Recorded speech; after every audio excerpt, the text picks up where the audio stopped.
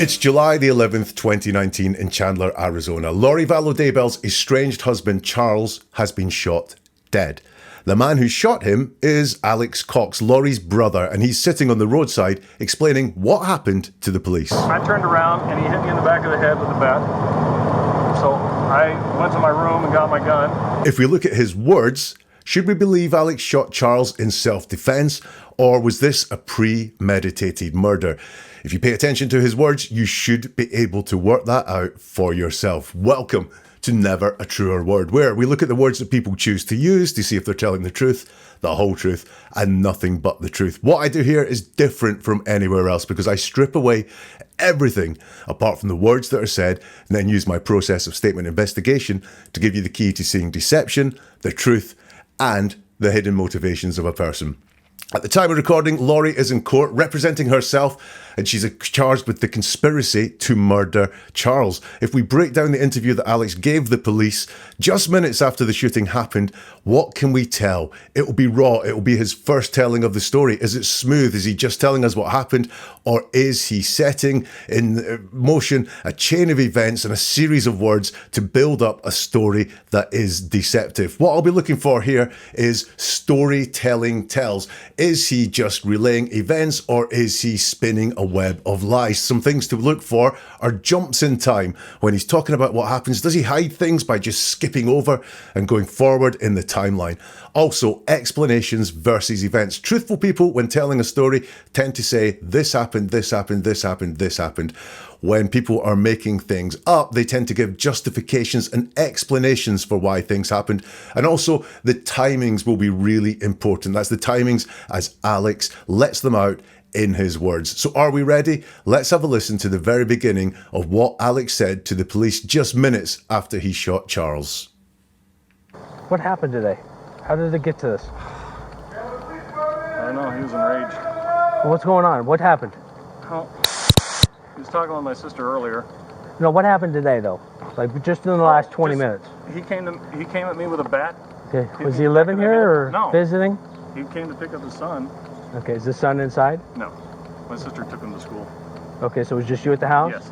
And he came, how long, what time did he come to pick up the son? I don't know, 20 minutes ago maybe. Okay, so you know who he is, let him in? Yeah. Okay. No, I think they were talking earlier, then she left, and then he got into it with me. Like what? What do you mean? I don't know, he was accusing me of... Come on over here.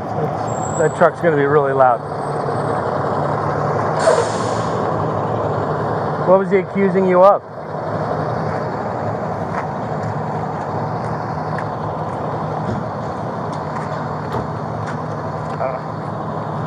He was just yelling at me.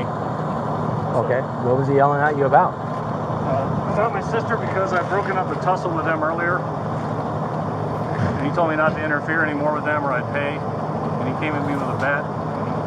Okay, so he showed up in the house with a bat in his hand? No. Okay, so... There was a scuffle earlier with my sister and my niece. My niece got involved. About earlier meaning earlier this week, earlier No, this morning? just this morning, before they left. Before your wife left? My sister. Before your sister left? Yeah.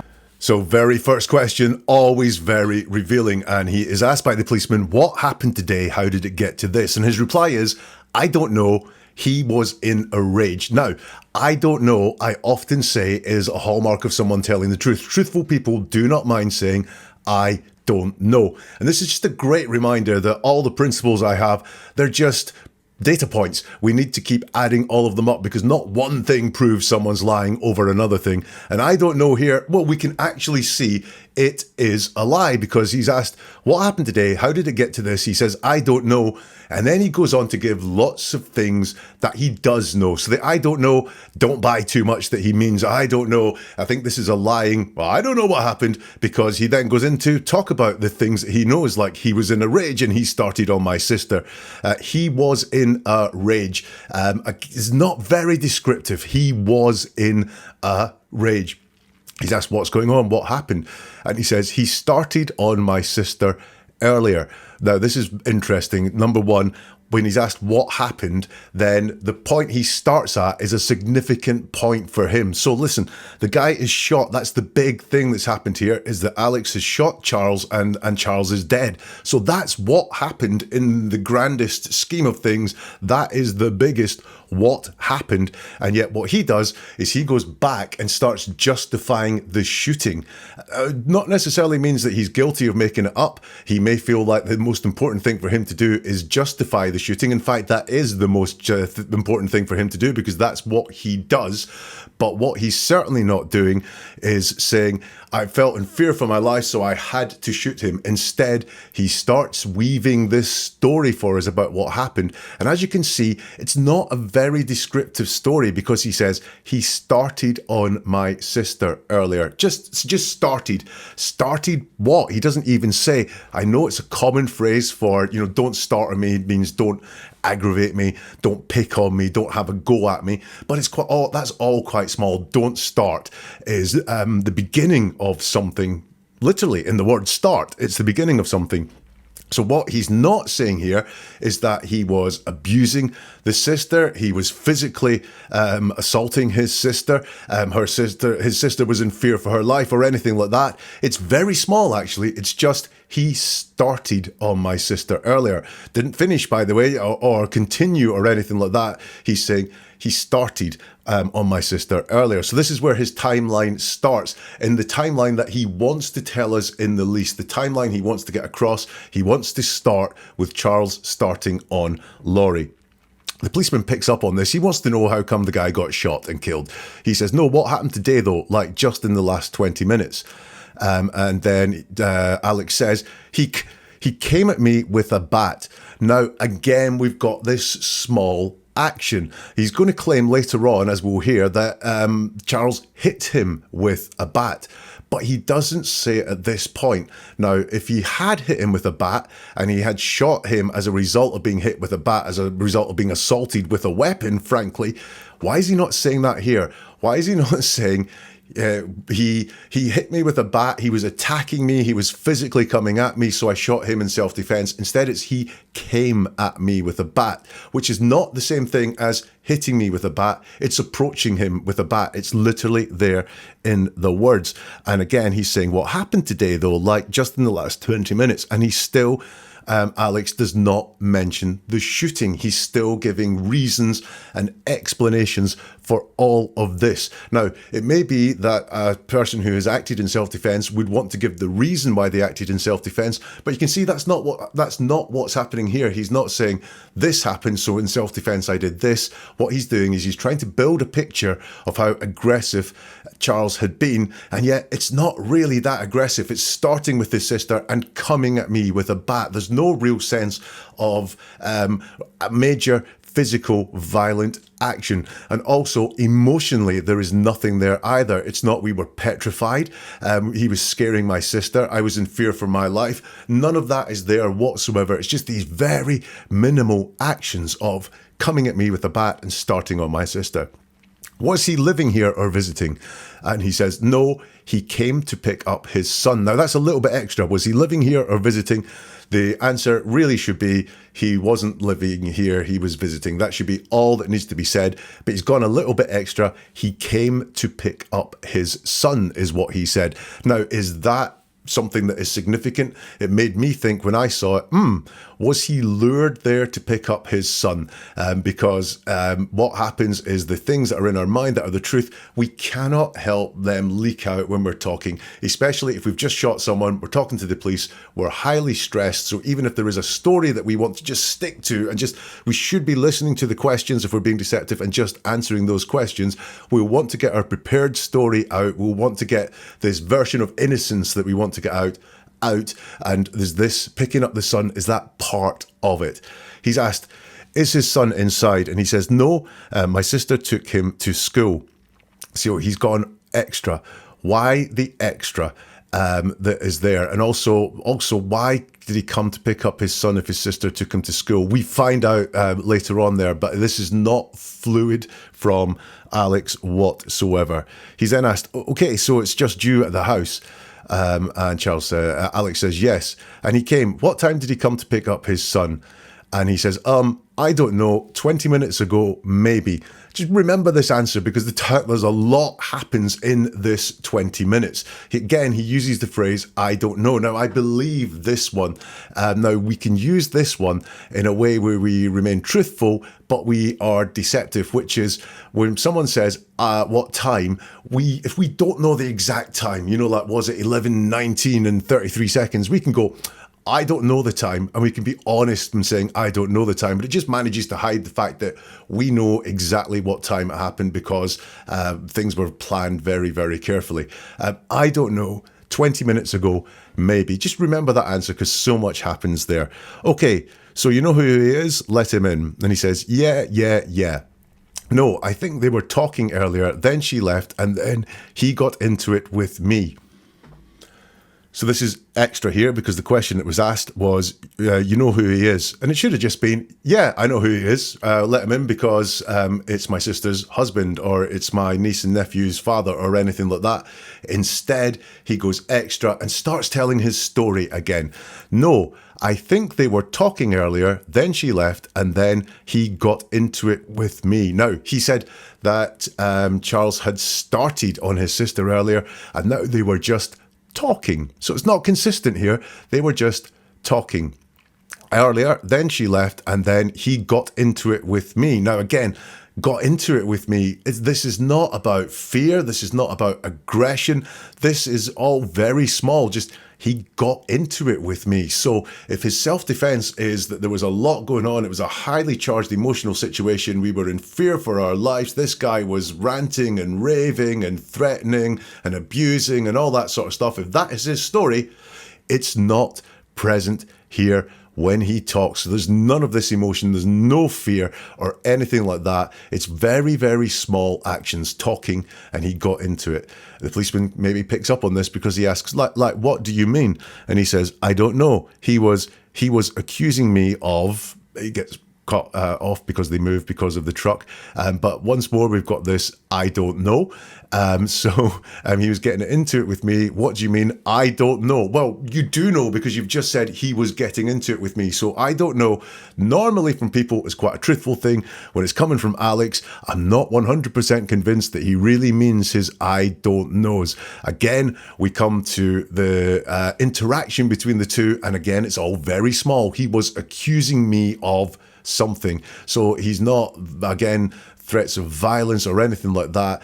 Really, his story is he hit me over the head with a bat, so I shot him to stop him doing it again. That is what his story is. We will see that as we go through this, but right now, he's just accusing him of doing things. So he's told to move because the truck is going to get really loud, which I'm glad of because it's hard enough to hear at all. The policeman picks up on this accusing thing.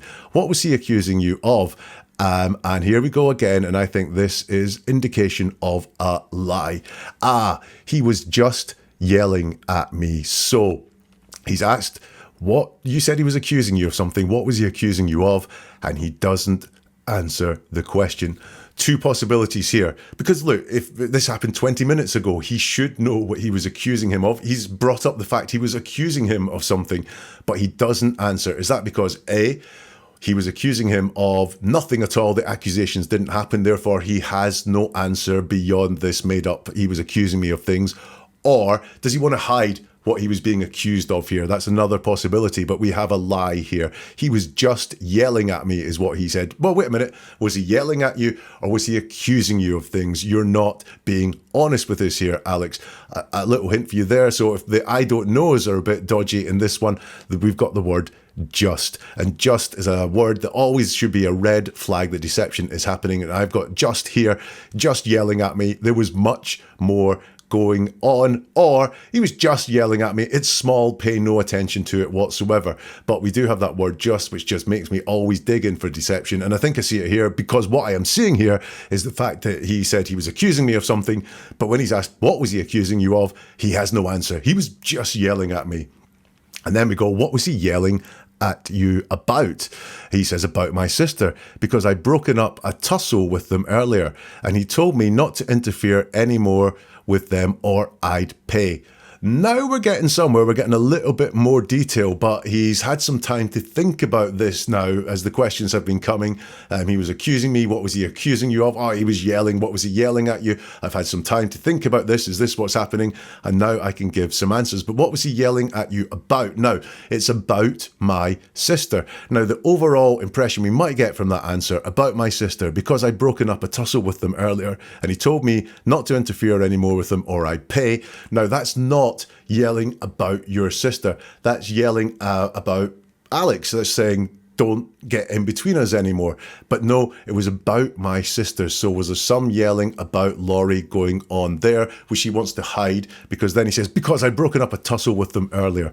And we have that word tussle. Again, tussle's not a very big thing, is it? I mean, we'd rather not have a tussle than have a tussle, I guess. But once more, the actions described are small. It's just, I'd broken up a tussle with them earlier, and he told me not to interfere with them anymore, or I'd pay. Also, he says here it was a tussle. Earlier on, he said they were talking. So what was it? Why has he called it talking at one point and a tussle at another point? He's not being consistent with his definitions there at all with what has gone on. So I'm picking up lots and lots of deceptive indicators just from this really small first part of this police interview. Alex continues, and he came at me with a bat. Another small action. It's not he hit me with a bat or he aggressively came at me with a bat. It's not even he came at me with a bat and I was terrified or I ran out of the house or I scarpered quickly. It's just he came at me with a bat. Very small and doesn't seem to have anything larger connected to it whatsoever. The policeman says, okay, so he showed up at the house with a bat in his hand. And Alex's reply is no. Here we've got a little bit of baseline on Alex. This is what the truth sounds like from people. And even when we're lying, even when we're being deceptive, we will tell the truth at some points. The truth is normally very straightforward, normally very, very simple. And here we have it here. It's one word, no. He showed up at the house with a bat in his hand, question mark. The possible answers to that are yes, he did, or no, he didn't. He answers with no. And that's all he says. So I believe this. This is an indication of what it's like when he's telling the truth. It's very simple. It's one word long and it's very direct. There's no other stuff in there. It's just no. And the policeman says, okay, so, and then Alex goes extra and says things that he wasn't asked. He says, no, there was a scuffle earlier with my sister and my niece. My niece got involved. So once more, we had tussle earlier. Now we have scuffle. Again, not really big words. You know, this is not assault. This is not violence. This is a scuffle. So he's using very small words to describe the interaction that happened. And all of a sudden, the niece has become involved as well. So before it was just the sister, and now it's the sister and the niece as well. Now, before he did say, I think they were talking earlier, and now all of a sudden he's remembered the tussles and the scuffles, and also the niece getting involved earlier. He says, the policeman asks earlier this morning, he says, no, just this morning before they left. Now, it's very important for him to get across the fact that these people have left for some reason. I mean, obviously, if there was a scuffle, and they're not there now, the scuffle must have happened before they left. It's just obvious it must have happened, but for some reason it's important for him to say they left. They left before this shooting. So he says, the policeman says, before your wife left, and he's corrected by Alex to say, my sister, before your sister left. Yeah, again, an indication of what the truth is like, because it's just a very simple one-word answer. So we've watched less than 2 minutes of this interview, and so far I have got downplaying or smallness in what is there in terms of like the tussle, the scuffle, the talking, the yelling, the accusing. He's downplaying, or he's got very small actions on what actually occurred between Lori and Charles, and also Alex and Charles is all very small. I've definitely got some lies in there. He thinks they were talking, but then he knows there was scuffles and he knows there was tussles as well. And also there's a focus on before the moment of the shooting. He wants to storytell and explain what happened rather than talk about the act of shooting itself. So that's all I've got from like 1.5 minutes worth. Let's see what we can get from, if we look some more, at Alex speaking. Okay, who lives here with you? No, I don't live here. My sister lives here and my niece lives here. And you're just visiting? I was visiting for the night. Okay, so you're over here visiting your sister and your niece. Yes. Okay, and there was a tussle between your sister and her husband. Yes. And does the husband live here or no? No. Okay. He lives in Houston. Okay, is he an ex-husband or just current husband? They're working on that. Gotcha. So at some point earlier today, they get into some type of domestic? Yeah, just this morning, then they left, and then he came at me. They left meaning who? Both of parties? Yeah, my sister took my niece and my nephew. Okay, so they left. Create some space for him, and then he came at me. Okay, but did he leave also? No. He stayed here? He stayed. Okay, so he's asked who lives here with you, and he says, nobody. I don't live here. My sister lives here, and my niece lives here. Very, very straightforward. I don't live here. My sister lives here, and my niece lives here. I believe this. I believe this is truthful from Alex. I don't live here. My sister lives here, and my niece lives here. You can see what the truth sounds like when it comes from Alex. Straightforward, simple, understandable as well, and nothing extra that doesn't need to be there. He's then asked, and you're just visiting? And he says, I was visiting for the night. He says, okay, so you're over here visiting your sister and your niece. And he says, yes, yes. You can see, just so straightforward. Okay, and there was a tussle between your sister and her husband. And he says, yes. Again, that's quite straightforward. And does the husband live here or no? And he says, no. Very straightforward, just simple answers to the questions. Okay, is he an ex-husband or just a current husband? And he says, they're working on that. So not a straightforward answer there. I believe the truthful answer would be something like they're still married but they're separated, they broke up a long time ago, or they're going through a divorce or something like that. But he says, they're working on that. There suggests the two of them are working on that together. That would be Charles and that would be Lori. But for some reason, he doesn't give quite a straightforward answer to that. They're working on that. What does that mean? I don't know. You get any comments on that, any thoughts on that, then do leave them in the comments. I'd love to know what you think. Why does he not just say they're going through a divorce? They split up a while ago. Why is it they're working on that? The policeman says, gotcha. So at some point earlier today, they get into some type of domestic. And he says, yes, just this morning. Then they left and then he came to me. So we've got the word just there. That's going to make me dig into what's going on. Yes, just this morning they got into a domestic. Does that mean there's been lots of domestics? Does that mean there's been lots going on? Or is he trying to say, oh, it's just this morning. This is all a complete surprise to us that this domestic had happened. That's possible to me as well. But that word just says to me, not all as it seems there. And once more, he has to get across the fact that they left. You can look, the question is just, there was some sort of domestic this morning. And if he was being his typical straightforward, truthful answering system here, he would say, yeah, this morning there was a domestic, but he wants to get across the fact again that they left. And then he came to me. He's asked, they left, meaning who? Both of the parties? He says, yeah, my sister took my niece and my nephew. So I believe the question that the policeman's asking is, they left. Does that mean Charles left and Lori left? That's what he means by both the parties.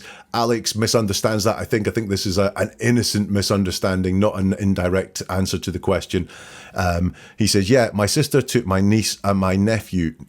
Now, the nephew keeps disappearing here because if you go way back to the beginning of this, and he's asked, who lives here? I don't live here. My sister lives here and my niece lives here. The nephew wasn't mentioned earlier. Now, I don't know. Maybe that's truthful. Maybe the nephew didn't live there, but the nephew just keeps coming in and out of this storyline, whereas Lori and the niece are quite consistent in all his telling of it. As we'll notice as we go through this, the nephew is a bit of an afterthought for some reason when Alex is talking. The policeman says, okay, and they left. And he says, to create some space for him. And then he came to me. So we have he came to me. Now, again, this is this downplaying thing or these very small actions. He came to me. Actually, he came to me is one of the strangest small things that we've got there. Before we've had tussle, yelling, accusing. He came to me is not he came for me, which would imply some violence and some sense of attack. He came to me is almost like he came to me for help. When someone comes to us, they come to us friendlily. They come to us in peace. He came to me. Not he came for me, but he came to me this very strange smallness, according to Alex, of the things that Charles has done. He gives away a reason for why they left. Now, he's only asked, so they left. It could be, yeah, they did. Yeah, they left. Instead, he gives the reason they left, which is to create some space for him. Now, that's interesting. Not for them. They didn't leave to create some space or to get away from the threat they felt they were under, to get away from the violence that maybe they experienced. It was to create some space for him. Why would you be creating some space for this person? Not to get away from him at all. They certainly weren't getting away from him. In the words of Alex as he's talking there, they were creating some space for him. Creating some space for what? A murder, perhaps? Okay, but did he leave also? The policeman says, no, he stayed here. He stayed. So once again, we have these really simple, truthful answers that we can tell when Alex is being honest with his answers there. So that was about a minute long. I've got some suspicions about the role of the nephew in this. I'm not saying the nephew did something. I'm saying that in Alex's head, did the nephew have a role in the story that he's creating, or in the real life events? Was the nephew used as a bit of a lure? Because the nephew seems to get hidden inside all of this.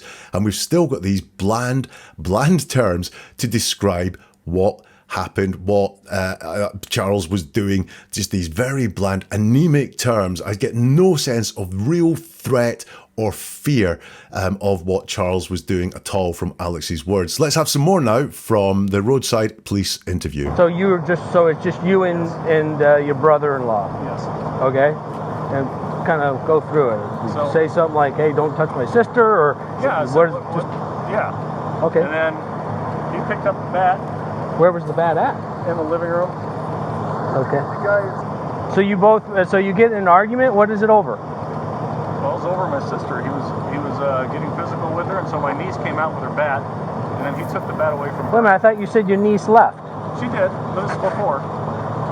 Okay, so before your sister and your niece left, yeah. At some point your sister and her husband are arguing. Yes. Verbal argument. And then your niece pulls out a bat? Well, it wasn't verbal. He was getting close, and she came out to defend my sister with her bat. Your niece? Yes. Okay. And then she poked at him, and he took it away. Okay. And then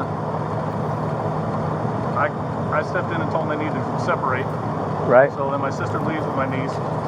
And how long ago did they leave? It's been like an hour, 10 minutes? 20 minutes maybe, I don't know. Okay. So not terribly long. No. Oh, okay. And then he's coming back at me, and he's still got the bat in his hand. I'm like, what are you doing? And where are you at it? Where are you both in the at? living room. Okay. And then I turned around, and he hit me in the back of the head with the bat. So I went to my room and got my gun. I always carry it. You went to your room, meaning the room you're staying in? Yeah. Okay, and you brought a gun with you? Yes. Do you always bring a gun? I have a concealed carry always. Okay. Just to be safe.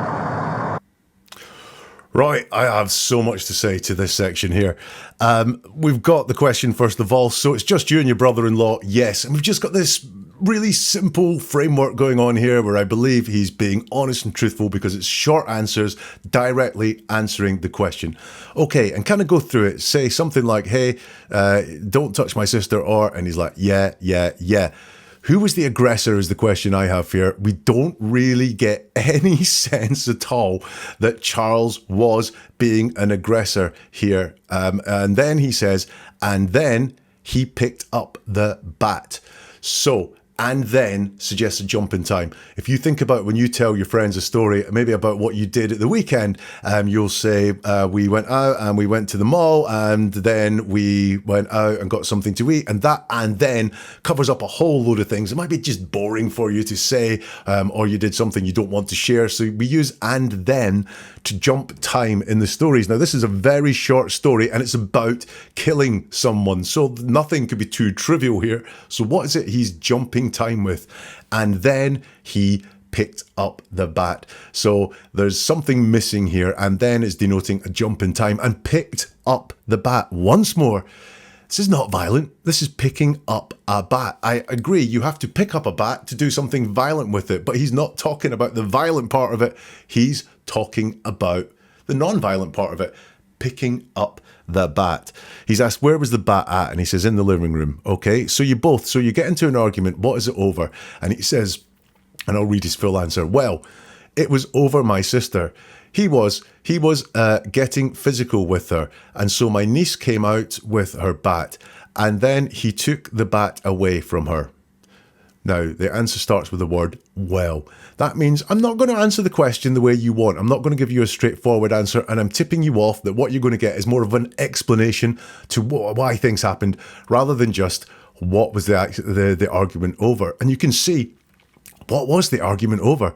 It was over my sister. You can't have an argument over a sister. You can have an argument over the sister's actions, the sister's beliefs, the sister's behavior, but you can't have an argument over the sister. That's a catch-all term there, that he's hiding something here, possibly that there was no argument, and that he's just using this big term, it was over my sister. Or he's hiding what the actual argument was about. He doesn't want to go into the details, so he's just saying, oh yeah, it was over my sister. He gets stuttery here for the first time. Now, what I noticed when I was looking through this was he doesn't stutter very often. Often, stuttering is a sign of stress. He's just spoken to the police, or he is speaking to the police. He's just shot someone dead. I would expect him to be stressed, but he's very smooth with his words. But here, at this point, he gets stuttery. He was getting physical with her. So is this a lie? Is this where the actual stress comes? Because so far he's thinking, if I just tell the truth, or I've got this story in my head, that's all I need to do to tell. I can tell that quite straightforward. And then he's asked this question that he's not quite sure what the answer is, so he has to make it up. And is it the right thing to say? He was getting physical with her. Once more, we have a downplaying or a smallness in these actions, getting physical with her. It's not visceral. It's not he was hitting her, he was grabbing her throat, he was pushing her around. Nothing like that at all. It's not a very descriptive description of what has happened, if anything has happened. It's just getting physical with her. And so my niece came out with her bat. Now, we're seeing so many storytelling elements come in here. We've had the and then, jump in time, and now we have and so. Now, when someone's telling us events, especially important and recent events like this, we just expect this happened, this happened, this happened, this happened, this happened. When we get and so, it means this happened and so this happened. So someone's giving us reasons and excuses as to why things happened. So the niece came out with her bat, and so the niece didn't just come out with the bat out of nowhere, or came out with the bat because she was going to hit her dad at all. It's and so, and the reason that the bat appeared wasn't anyone's fault on my side of the argument. It was Charles's fault that the bat came out because he was getting physical with Lori. And so my niece came out with the bat, and then he took the bat away from her. So we've got and then, so jump in time, he took the bat away from her. And we can see there is that jump in time with that and then. The niece came out with the bat and did what? Doesn't say. Said what? Doesn't say as well. You know, did she just come out with the bat and expect everything to stop? Or did she say, stop or I'll hit you? There's nothing there that's descriptive. It's this jump in time. And then he took the bat away from her. Once more, this really smallness of action. The niece came out with the bat. Now, I'm just trying to think and picture this in my head. Lori is being got physical with by Charles, so the niece comes out with a bat. This sounds like a highly charged emotional situation, although there is no emotion in the words whatsoever. The niece comes out with a bat, says, what? Stop hitting mom, and otherwise I'm going to get at you with the bat, or yells or screams or whatever. And he just takes the bat away from her. He took the bat away from her. It's very small. It's not wrestled the bat away from her, fought at her to get the bat. It's just so small. He's asked, wait a minute, I thought you said your niece left. And she said, she did. This is before. So listen, I want you to know that this is all about the shooting of someone, and we still don't have the shooting has come up whatsoever. Really, we have storytelling, and what we have here is a lot of setting of context. The policeman says, okay, so before your sister and your niece left, yeah. And at some point, your sister and her husband are arguing, yes. Verbal argument, he's asked, and he doesn't say anything. And then your niece pulls out a bat. He says, well, it wasn't verbal. So we've got the word well again. So this is an explanation coming up. He could just say it was a physical argument, but no, it's a well. It wasn't verbal. He was getting close, and she came out to defend my sister with her bat. Once more, no threat, no violence. It wasn't verbal. Now he's telling us what it wasn't. He doesn't tell us what it was. He was getting close. Getting close to what? I understand that if there is a verbal argument and someone's getting in someone's face, then it does become more physical. But this is not what he's saying. It's not believable. The actions are so small. And what I think is going on here is either this didn't happen, there was none of this that's happened, and he doesn't have the authentic experience to tell us in real words what happened, what the physicality was like, what the level of fear was like, what the anticipation or dread felt like. He has none of those words whatsoever. Or it did happen, he just wants to make it sound bigger than it did, but he doesn't have these big heightened words to describe what's happened. But for some reason, he wants to make this sound super threatening, super violent, super scary, but he doesn't get across any of that at all. He just uses really small descriptors for what happens. He was getting close, and she came out to defend my sister with a bat. Your niece? Yeah. Okay, says the policeman. And then she poked him, and he took it away. So we have, again, it's just another one of these small descriptions. She poked him with a bat. That's just very small. It's not, hit him, threatened to whack him or anything like that. It's just poked him, and he took it away. So again, this small thing, it doesn't really sound like a huge violent confrontation with the niece coming out with the bat. Leave mom alone. I'm going to take the bat away from you. Okay, and then the policeman says, I stepped in and told them they needed to separate. So then my sister leaves with my niece. So we have and so here. And so in storytelling can be said, the two words together. So this happened and so this happened. Or you can find it like here. I stepped in and told them they needed to separate. So then my sister leaves with my niece. But certainly we have another explanation here as to why the sister, Lori, has left with the niece. And I think this is really, really important for him to get away the fact that they left because of this threat, that there was a reason why they were not there. They didn't just walk away. They're not there accidentally. He really wants to get across this reason why they left. And again, when we've got things going on, which is, was this a premeditated murder? I'm going, was this all set up to make sure that they weren't there at the time, so they could not be accused of being involved at all? So he wants to get across not just that they weren't there, but there was a very solid reason why they weren't there. I think that is why he is focusing so much on the fact that they left and there was a reason for them leaving. He's asked, and how long ago did they leave?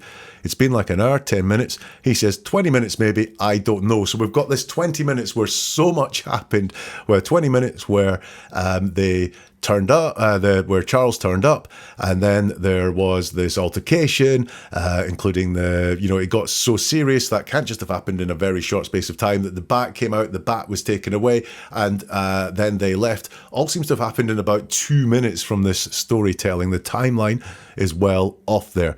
And the police guy says, okay, so not terribly wrong. And then Alex goes with two and then, so he's really signaling a jump in time here, but he doesn't know what it is he wants to say. It's and then he sort of pauses, so he's not entirely sure what he's going to say here. Is this because he's fabricating it? Because this is the moment of aggression that he's talking about, which is going to cause the shooting, and he seems to have some trepidation about saying it out loud. And then he's coming back at me, and he's still got the bat in his hand. I'm like, what are you doing? So he's coming back at me. Again, I've got a couple of things around this. Coming back at me, has he come at you before? Because you haven't said he came at you before at all. So why is he coming back at you? Why is he not just coming at you?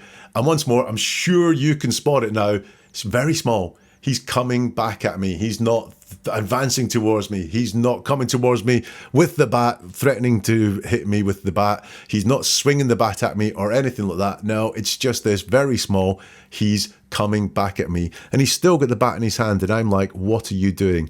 The policeman says, and where are you at? Where are you both at? And he says, we were in the living room. Okay.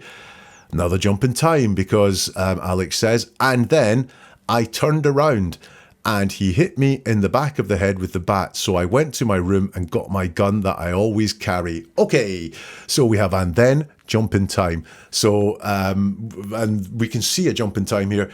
The guy, in his words, Charles is coming at him with a bat and he's like, what are you doing? So you turn around? Yeah, I may back out the room. You may even turn around and flee. I get that. But it's just, I turned around. Then we have, and so storytelling. And he hit me in the back of the head with the bat. So I went to my room and got my gun that I always carry. So the blame, the so here, the fact that he went to get his gun is blamed on the actions of Charles. So he's blaming Charles for the fact that he had to get the gun. Now, this is what may happen in self-defense, but it's this way of telling the story, the and so. And he did this, so I did that. So it's his fault. And it's the gun that I always carry. So what we've got here is him normalizing him having a gun. Don't ask any questions about why I had a gun. Don't go, did you have a gun ready for this? Don't ask that sort of question or think that sort of thing. The fact I had a gun was normal. I always carry is what he wants to get across there, because he's explaining here actions and what he takes time out to do, and add extra in is to say that he always has a gun. So it's important for him to get across, I always have a gun. But if you look at this, let me just read it again. And then I turned around and he hit me in the back of the head with the bat. So I went to my room and I got my gun that I always carry. It's all process, it's all steps, it's all logic. There is no emotion, there's no pain. He's been hit in the back of the head with a bat and he doesn't say it hurt or how heavy the blow was, or how hard it hit him, it stunned him, nothing like that. No description of pain and no description of any fear whatsoever. To be self-defense, you have to be in fear of your life, and yet he's not explaining that in his words at all.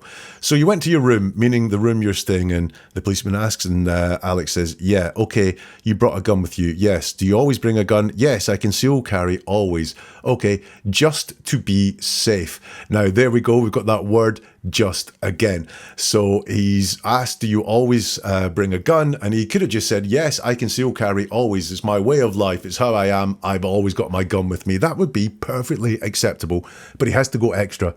He doesn't bring his gun potentially to murder someone. That's what he wants to get across here. It's just, I always do it just to be safe. That word just flags me up for deception, and he is doing this just to be safe. So no, look, do not ask any questions about my gun. I always have it with me, and it's just to be safe. So I'm getting, again, some elements of, he wants to head off any discussion or thoughts of premeditation, that this gun was there for a reason, because he's told us, I always carry it, I always bring it with me, and it's only to keep me safe. It's not to do anything else with. So I think I've got some more signs there of premeditation. So listen, where are we at so far? Look, the head hit, that was not explained well at all. That for me should be the big thing. This guy attacked me with a bat, hit me on the head with a bat.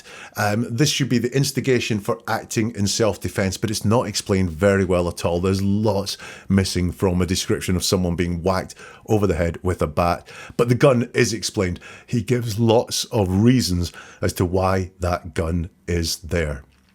Coming up, Alex finally gets to the point in the story where he talks about shooting Charles. Now, just like this here, do you ever get the feeling you are not being told the full story? Well, you're right, because it happens all the time. And I'm here to give you the key to seeing deeper. This is about hearing the world with new ears, and I'm on a mission to share this skill with as many people as possible.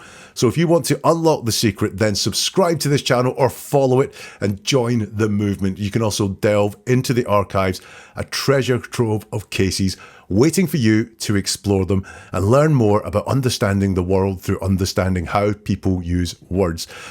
And do you know someone who needs this? Someone who deserves to hear the truth? Then hit the like button, share this, recommend it to that person, pass it on. Because every single click, every single share, it all fuels the fire. It allows me to dig deeper, to analyze further, and it brings this life-changing skill to even more people. I hear regularly from people in the comments, grateful audience members who've navigated tricky life situations using the listening skills they've learned on this channel to get a better outcome for themselves. And that's really gratifying to hear. So your like, your share, your recommendation could help someone just like that. It's a great gift to give. Shall we go back to the roadside now and hear more from Alex Cox talking about shooting Charles? And I think this might be a familiar face at the start of this excerpt. Hi, who are you? Okay, just stand over there for just a second, guys. And then I told him to put the bat down, and he wouldn't, and he came at me again. And the wife just showed up as well. So you told him to put the... Yes. So where are you at? Back Where are you at now? Or did you stay in your bedroom? No. Okay, why didn't you stay just in your bedroom, close the door? Is that something you didn't think about, or? Didn't even occur to me. Okay, so walk me through it. So you go back into your room So I just went back to the living room. I'm like, what is your problem? with the gun in your hand. Yes. And I said, I want you to put that bat down. And he wouldn't do it. And he's like, and he came at me with the bat again after he'd already hit me in the head. So I shot him to stop him. Okay, and then what happened? That was it. Where's the weapon at now? It's in the bedroom. So after you shot him, you put it back in the room, or? Yeah, I went back to the bedroom to get my phone. Okay, and what'd you do with your phone? It's right here. Okay, and then what'd you do once you put your gun back? Grabbed your phone. I cleaned my head up. After you, was he laying there in the living room? Yeah, he was laying there still, and it just took me a minute to compose myself. I mean, I was just shaking, and then I called. Gotcha. Okay. We'll call 17 log. Can I get some water? Stand by. I don't have engine 2811. Just out of curiosity, how long have you known him? Long? Yeah, 15 years. Is that how long they kind of been married, kind of Yeah. thing? Do you normally have a good relationship with the guy? Yeah, I did. Okay. When's the last time you guys saw each other, interacted? Last time I saw him was when he lived out here before he moved. Oh, actually, the last time I saw him was at my house. After my sister split out, he came to my house once. This sister? Yeah. Okay, gotcha. So I believe that was Lori Vallow Daybell appearing at the beginning of that. I don't know this case massively well, so if you know, then do let me know in the comments. Was that her? It was all blurred out in the video that I could see. The police guy says to the people that appeared, I think Lori, stand over there for a second, guys. And Alex says, and then I told him to put the bat down, and he wouldn't, and he came at me again. Now, this is the first thing that Alex has volunteered all the time here. He's been very good at answering the questions as asked. Yes, sometimes those have been extra, and he's given us information he wasn't asked for, which makes us go, what's going on here? But this is the first time where he has just volunteered something, and what he volunteers, interesting. And then, so we've got that jump in time again. I told him to put the bat down, and he wouldn't, and he came at me again. He came at me again. Again, it's just not very violent. It's came at me and did what? Came at me. Also, there's not any sign there. I told him to put the bat down or I would shoot. There's no, I pointed the gun at him and told him to stop. There's none of that there whatsoever. It's just this, I told him to put the bat down and he wouldn't, and he came at me again. And then the police guy does some functional stuff, and he says, so where were you at? Where are you at now? Did you stay in the bedroom? And he says, no. Okay, why didn't you just stay in the bedroom? Close the door. Is that something you didn't think about? Or, and Alex says, it didn't even occur to me. Okay, so walk me through it. You go back into your room. I just went back to the living room. I'm like, what is your problem? So we have here, I just went back to the living room. So this just, I think, indication of deception. And I think what this just is doing is downplaying what he did when he went back into the living room with the gun. I just went back into the living room. Did you just go back into the living room, or did you come out with your gun pointing and blazing? Are you trying to downplay exactly what you did when you walked back into the living room with a gun? I think that's what's happening here. I'm like, what's your problem? Now, this is very different from what he said earlier, where he said, I told him to put the bat down and he wouldn't, and he came at me again. That and then jumped something, which I think is him saying, what's your problem? Because this is much more aggressive on the part of Alex here than his first pass at telling this story. I just went back into the living room. I'm like, what is your problem? Now, it's entirely valid. What is your problem if someone is coming at you with a bat? I'm not having a go at him doing that, and I'm not saying that was especially egregious. It's not that bad, but what it is something that he didn't use in his first pass of telling this story. Him saying, what's your problem? In his first pass, it was much more downplayed. I told him to put the bat down. I was trying to calm things down. I was trying to make things go away. I was trying to get the bat out of his hands so that all the danger went. That's not what's happening in this second pass here, which is I came in much more aggressive, saying, what's your problem?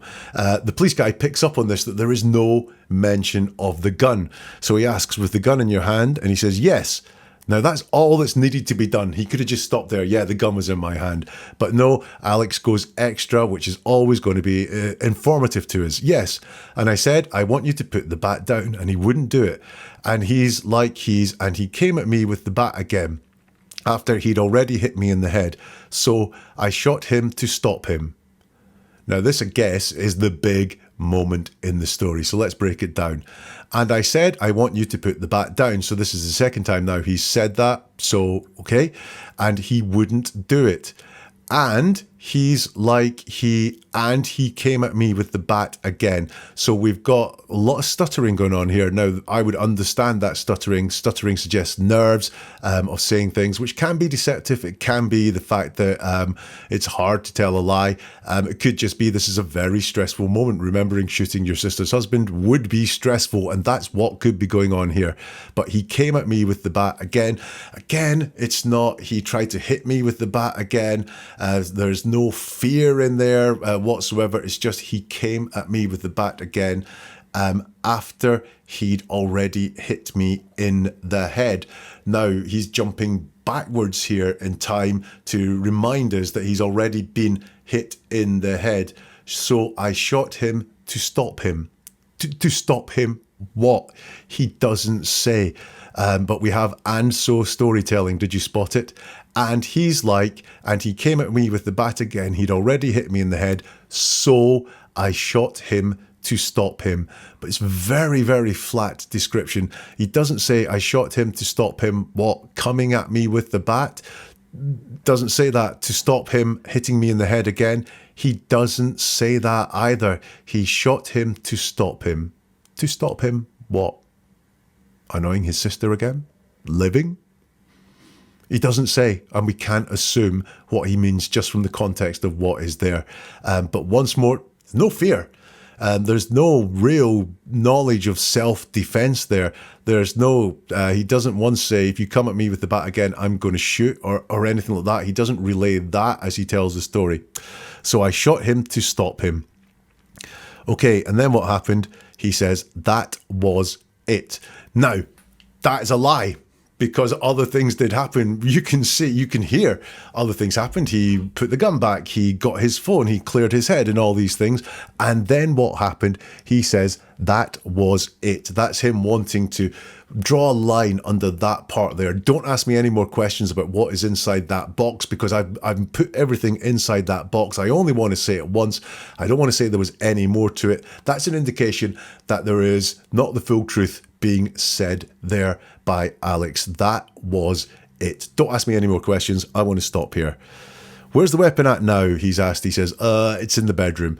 So the policeman says, after you shot him, you put it back in your room. He says, yeah, I went back to the bedroom to get my phone. Okay, and what did you do with your phone? Interesting, he says, it's right here. So he doesn't say what he did with his phone, which is phone the police, tip off your sister. I don't know what he did with his phone because he's not telling us either. He just says, my phone is right here. He says, okay, the policeman says, okay, and then what did you do once you put your gun back?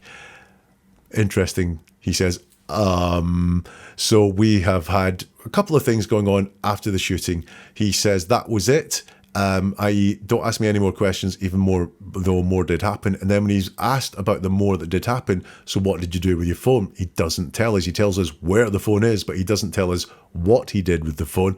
And what did you do once you put your gun back? He says, and doesn't answer the question. He takes some thinking time. The policeman helps him out and says, grabbed your phone. And he says, I cleaned my head up. Now, he starts saying, I cleaned my, and then he says, and it's as if he was going to say, I cleaned my something that he doesn't want to share with us that he cleaned, and then thinks, oh, crap, I've started saying this. I need to finish it. What will I say? And he says, I cleaned my head up, which is not a common phrase to use. I cleared my head up would be something that's common to say, but it's not. It's I cleaned my head up. So here, there's something being hidden. He cleaned something after the shooting. I don't know what it was that he cleaned. I really don't know what it was that he cleaned, but he cleaned something after the shooting, and he is hiding from us what it was that he cleaned. He says, I cleaned my head up. I don't believe that. What did you do when you got your gun back? Now, if this was real, I gathered my thoughts. I could not believe what had happened. I panicked. Could be any of those things. Could be I called an ambulance to try and get some help damn quick. None of that whatsoever. It's I cleaned my, and then thinks better of telling us what it was he cleaned and makes up something, in my opinion. I cleaned my head up. After you, was he laying there in the living room? The policeman asks. He says, yeah, he was laying there still. And it just took me a minute to compose myself. I mean, I was just shaking. So 2 uses of just. And just seems to be reliably used by Alex when he's being deceptive, when he's trying to focus our attention just on a very small sliver of things that happened. Something happened after the shooting that took a minute. And he says, it just took me a minute to compose myself. I mean, I was just shaking. All of that is understandable, but he's not talking about it in a very believable, reliable way. It just took me a minute to compose myself. I mean, I was just shaking. So there we have, I think, again, another indication that after the shooting, something went on. He says, and then I called, and the policeman says, gotcha, okay. Now, he doesn't say who he called, by the way, which is interesting. The implication we might get is he called the emergency services to report the incident, or he called his sister to say what he'd done to her estranged husband. But he doesn't say who he called, what the purpose of the call was. So again, he's been slightly deceptive about his phone afterwards. He wants us to make sure that we know he used his phone for some reason, or he wants to get out the fact if it gets discovered that his phone was in use for something, that he was being upfront and saying my phone was used. But I'm interested, what did he do with his phone? Was it his phone that he cleaned? I don't know. Then the police guy does some housekeeping. He says, just out of curiosity, how long have you known him long? Alex says, yeah, 15 years. He's asked, is that how long they've been married, kind of thing? He says, yeah. Do you normally have a good relationship with a guy? And this is an interesting answer for me, because Alex says, yeah, I do. Present tense. Now, he's shot him 20 minutes ago. He's not been dead very long, but this is just a little thing here to show that he hasn't processed the death yet. Do you normally have a good relationship with a guy? He says, yeah, I do, in the present tense. He's asked, when was the last time you guys saw each other and interacted? He says, last time I saw him was when he lived out here before we moved. Oh, actually, the last time was when he was at my house. After my sister split up, he came to my house once. Now, what we have here is after my sister split up, not after they split up. So this is just showing, kind of understandable, that he's on his sister's side, that he has his sister's point of view there. But just in case there wasn't any doubt, and he was just a great friend of both the estranged husband and his sister, he's really seeing this all from Lori's point of view. So in that point, what do I get? I want to know what was cleaned up. I really do want to know what was cleaned up after the shooting, because after the shooting, he's hiding something. He does talk about the shooting, but there's no sense of threat at all. There's no sense that he was acting in any kind of self-defense in any way whatsoever. And then after the shooting, he's very deceptive, and he is hiding something about what went down. There is one part left of this roadside interview with Alex Cox to listen to. So did you sleep here last night? Yeah. So what time did you about wake up this morning? About normal day this morning, wake up? It's just you, your sister, niece. Gonna go do something fun today. Anybody else in the house besides you three this morning? My nephew's at school. And it was just you, your sister, and the kids. Yeah. And then he comes over, and now it's about 20, 30 minutes ago, roughly. Roughly. Gotcha. Okay. So do you, you only live in Santan Valley, so why is it just easier to just hang out here? I was just here late last night, sleeping the night. Gotcha. Okay. Are you and your sister pretty close? Yeah, we're planning to go do something today. Oh, gotcha. Okay. I've got some really interesting points to pull out here of that little bit at the end there. So he's asked, did you sleep here last night? He says, yeah. What time did you wake this morning? He says, about 6:30 or so. Normal day this morning, wake up, just you, your sister, your niece. And he says, yeah, gotta go, gotta do something fun today. Gotta do something fun today. Now, what was going on there with that answer? I've got two possibilities. One of them is not very nice, which was it was considered that murdering Charles was something fun to do that day. They don't appear to be that great a family, so maybe that's what was in his head. Today's going to be a fun day because Charles is going to meet his maker. That could be what is going on there. Or it could be that what he wants to do is get across the fact we had plans today, we were going to do things today. So, you know, if this was a premeditated murder, then I want you to think that this was a complete shock to us because we had plans, we were going to do something fun today. Doing all this and getting caught in all this was not our intention today. But it's extra. You know, he is only asked like, the normal day this morning, wake up, just you, your sister or your niece. He doesn't answer that whatsoever. What he wants to say was what he wants to get across, what is important for him to say, we were going to do something fun today. He's asked, nobody else in the house beside you three this morning. He says, my nephew's at school. So this nephew, again, just comes as an afterthought or something that's not really there in the main plot line, if you like.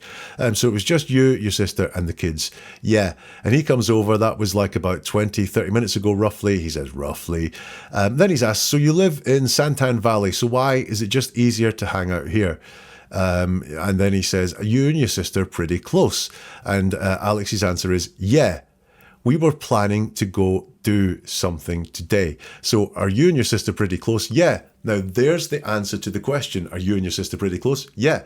That would be a fine, truthful, honest answer. Very straightforward, just one word. We've seen the simplicity when Alex is telling the truth, and he decides to go extra and say something which has got really very little to do with how close he was to his sister, which is to say, we were planning to go do something today. So I'll go to this again. We were planning to go do something today.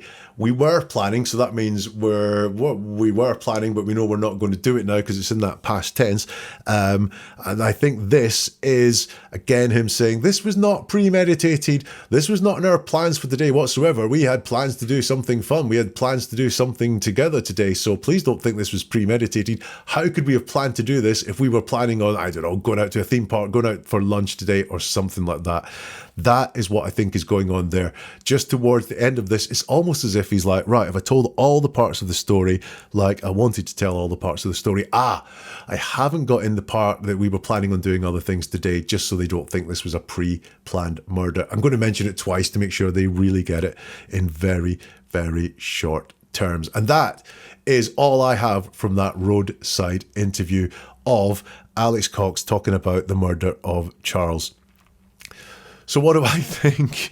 Was Charles acting in self-defense, or was this something more premeditated? Well, listen, he's lying in this interview. I've got no doubt at all about the fact that he is lying. There are too many deceptive markers in there.